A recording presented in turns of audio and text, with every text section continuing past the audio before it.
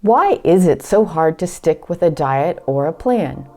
Tom Landry was the head coach of the Dallas Cowboys for 29 seasons. He said, "Setting a goal is not the main thing. It is deciding how you will go about achieving it and staying with that plan." My family and I could have the best of intentions for sticking with a whole foods, plant-based diet, but without having a clear vision of what we're trying to achieve, in other words, beginning with the end in mind, then planning and preparing, that is figuring out ways to stick with the diet, determining our method, writing out a 7-day plan, and shopping based on that plan, we would have little hope in achieving our goal. In this video, I'm going to talk about setting the goal, tips for staying with the plan, and different methods for starting a whole foods plant-based diet. To plan, we have to start with the end in mind. What is going to be on our plate? For 3 meals and a few snacks in a day, 7 days a week. Planning out our meals then sets us up for our weekly shopping trip. We could have used the USDA's My Plate. A 2,000 calorie diet calls for 2 cups of fruit, 2.5 cups of vegetables, 6 ounces of grains, 5.5 ounces of protein, and 3 cups of dairy. But we didn't. For 7410 style, my family and I wanted to create a plate that was healthful for us and for the planet. That means no dairy for us. And we needed it to be fairly easy. We didn't have the patience or time to track servings like for My Plate or count calories for a calorie reduction diet. A whole foods, plant-based diet removes the dairy and the counting. We think of it this way: we have to eat. Every time we eat, we are making a series of everyday choices. We could grab something fast and easy, like picking up fast food in a drive-thru, or grabbing a bag of Oreo cookies, technically vegan. Instead, we create a plate.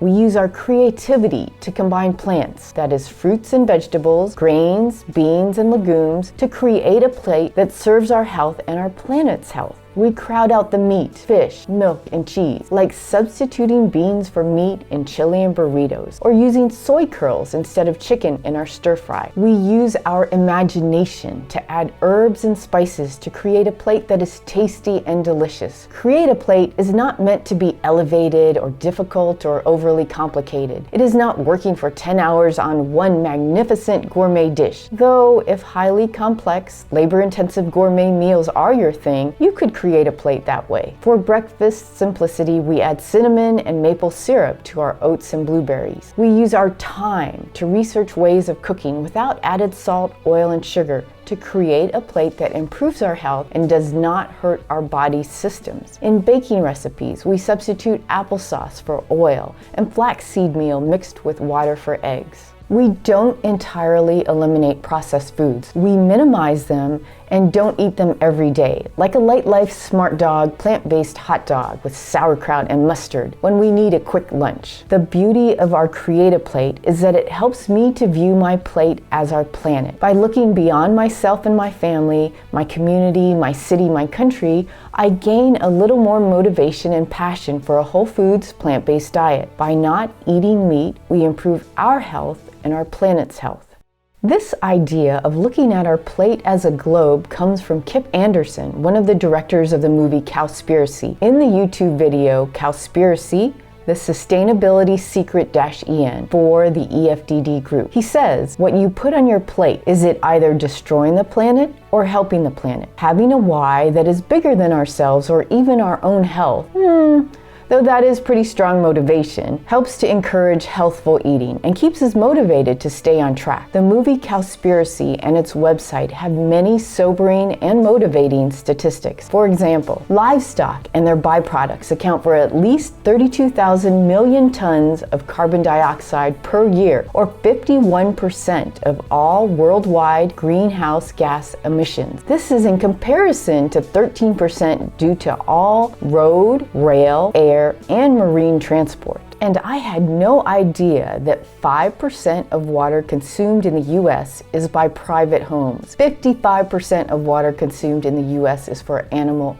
agriculture, according to Michael Jacobson. Cowspiracy makes the point that it's not animal agriculture or industrial farming that impact our planet, but it is our consumption of the meat or seafood. By switching to a plant-based diet, we can do our part to help the planet. Climate change, ocean dead zones, fisheries depletion, species extinction, deforestation, world hunger. That is powerful motivation for me when I'm deciding between a veggie burrito and a chicken burrito. You got that I would choose the veggie burrito, right? Just checking. The Cleveland Clinic has additional tips for healthy eating. Here are just a few. Don't skip meals. My husband, son, and I all switch to 3 main meals a day with snacks in between, every day. My son drinks a smoothie for a snack. My husband and I might eat some carrots one day, pretzels the next day, and occasionally my husband will eat a small portion of raw nuts. That is, the nuts are not roasted in oil or sprinkled with salt. Do plan meals and snacks ahead of time. When my husband commutes or we go on a road trip, we make an extra salad when we're making our Mondo lunch salad the day before the trip. We also prepare a hummus sandwich kit with fixings like chopped green onions and white onion, spinach, roasted red peppers, garlic, sliced cucumbers, and jalapeno peppers. Do keep track of your eating habits. This doesn't have to be a complicated endeavor. Even writing down for one day what food you eat, when you eat it, and some thoughts on your state of mind can help you better understand what you're eating and why. Another tip that we follow is we try to eat plenty of food. We don't starve ourselves, but we also try not to overstuff ourselves. One way to do that is the concept of eating until you're 80% full. Hara hachibu is a Japanese term meaning eat until you're 80% full that originated in the city of Okinawa, according to the Cleveland Clinic. This lets your stomach signals catch up to your brain. After all, it takes about 20 minutes for your stomach to digest your food. When we do stuff ourselves, I can tell you that stuffing yourself with a whole foods plant-based diet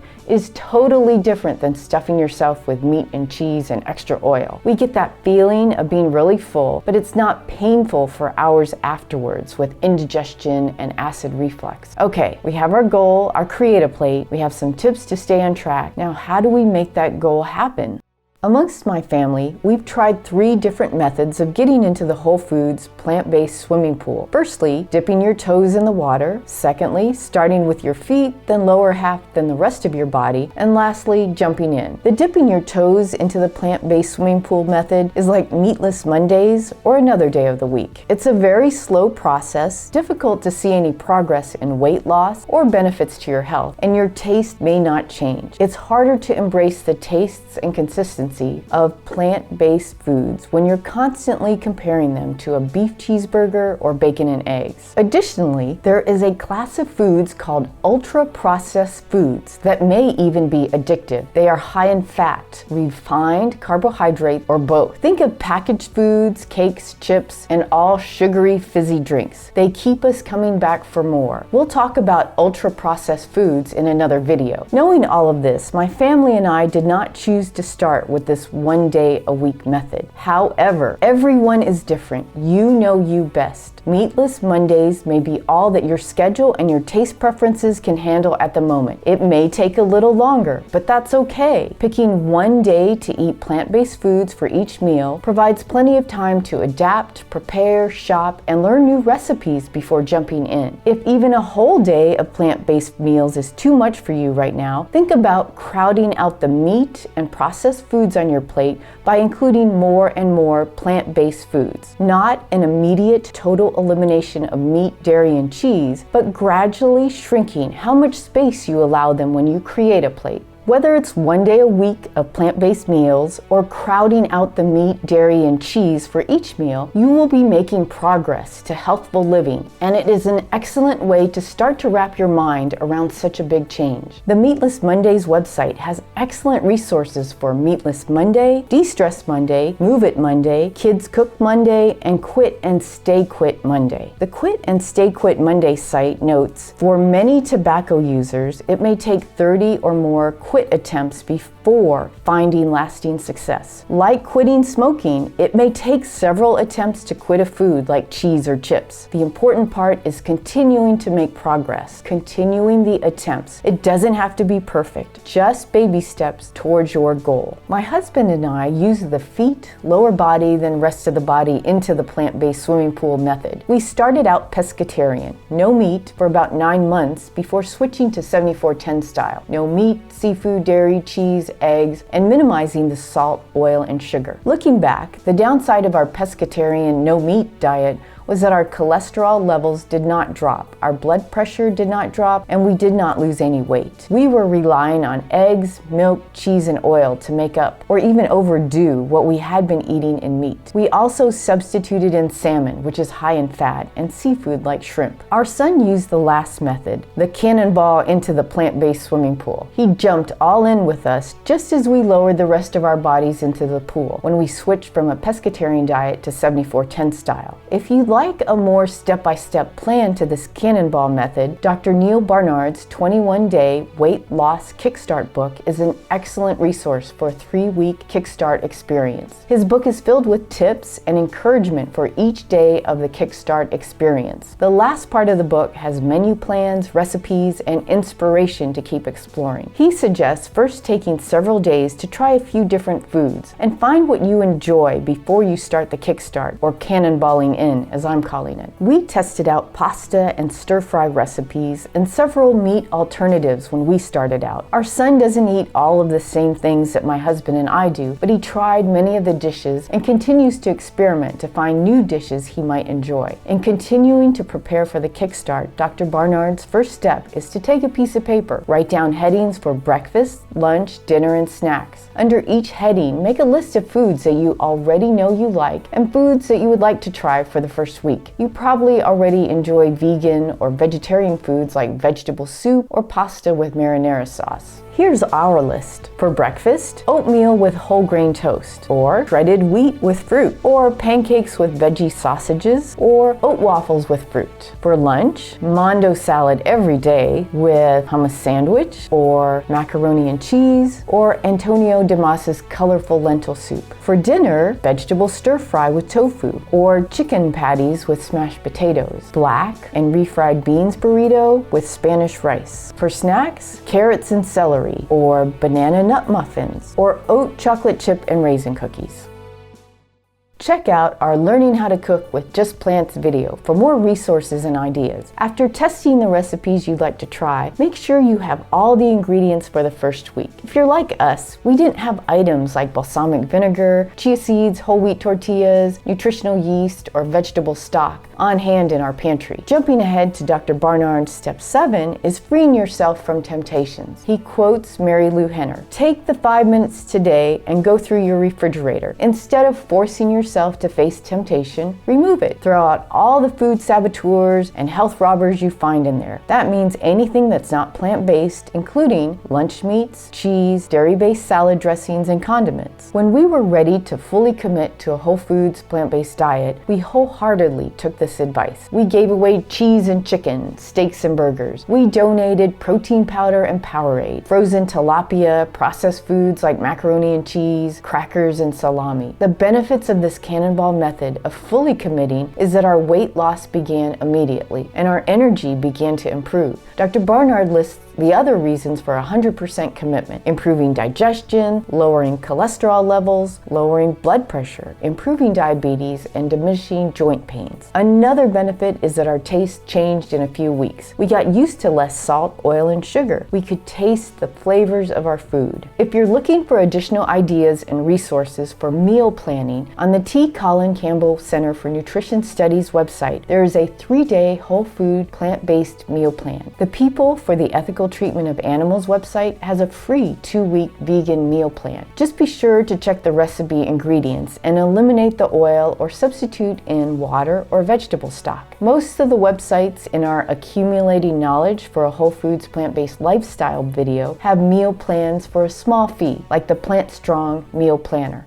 You've got your goal, you've got a plan for getting there with tips for sticking with the plan. But wait, in the words of our remarkable modern-day philosopher Taylor Swift, just because you've made a good plan doesn't mean that's what's going to happen. According to Rolling Stone, after the Kanye incident, she came to understand that life, in her words, is unpredictable, uncontrollable, messy. With all of our planning and preparation, we had to understand that unpredictable and uncontrollable events happen. So we have to practice Principle 10, accept every day. We accept that we won't be perfect, that our diet won't be perfect, that some days we won't get to our planned workout. We accept that plant-based foods won't taste exactly like animal-based foods. By accepting and being flexible, we can deal with any self-defeating thoughts like, this is too hard, or I failed during this meal, why bother? We can reset our minds, then get back on plan. The power of plants and the strength of the human body allows for recovery, restoration, and rebuilding. So don't think that all is lost because you ate out one meal and it was full of oil or cheese or even chicken. Accept, reset, and get back on your plan, remembering to take it one day at a time until it's 7 days a week, forever 10.